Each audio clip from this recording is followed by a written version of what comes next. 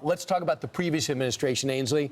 We know that there's been situations where we've wondered if the reporters' questions were scripted. We've wondered if those note cards and arrows were really real. That Joe Biden would always pull out of his because he seems jacket. confused about everything, even the most rudimentary, fundamental things about being president, like who was leadership in his own room. So Fox Digital was investigating the autopen ordeal. And they uncovered these 5, what they're calling palm cards. They're cards that Joe Biden could hold in the palm of his hand. Which, by the way, is common. Some people do that. Okay, well, on these cards, you have names and photos of high-profile Democrats. Usually, if someone does this, you're walking in a room, you've never met these people. Right. These are people who he knows very well, like Hillary Clinton, Chuck Schumer, Pictures with Dick Durbin. Look at this. I mean, he served in the Senate with both of them for years. So how can he, why do they even need to, it's almost like it's a given. He should know these people. Normally they give these to, you know, grieving families that they don't know backgrounds, or, for example, journalists they didn't know they're from a small market or something like this, dignitaries, but people that you served with for decades, you don't think you need a note card on. Right, but it gets worse. So 4 out of the 5 cards had a disclaimer.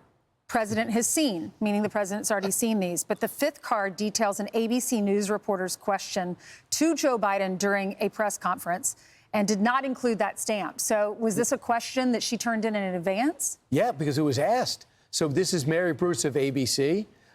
She said this: how do you view the path forward? How do you think about your place in history? An easy question. But yeah, by the way, if you have to give that to the president ahead of time, that's scary. The fact that you gave it ahead of time? Question number 3 in the box that was written on the card. Yeah. And remember, he would kind of get ahead of it sometimes because he gets so confused when he went to call on people. And he kept saying, I'm going to get in trouble over and over again. Fox News Digital said this, a former... No, they did say this, but they talked to a former Biden staffer. So they tried to explain this away.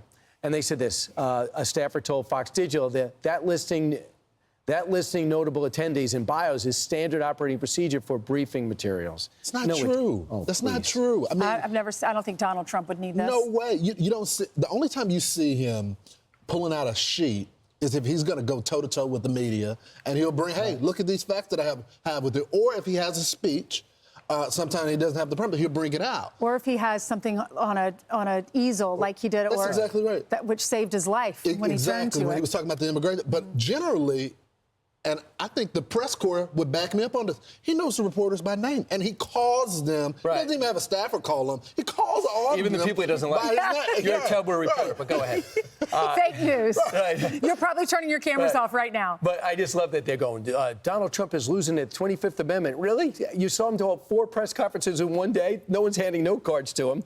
And by the way, remember, the one that was the most egregious, maybe arguably with this, is remember that note card that listed, remember the note card that said where to walk? Right. Where to stand. Yeah, you enter the Roosevelt Room, say hello to participants, you take your seat. Wow. Like a child. Like a child.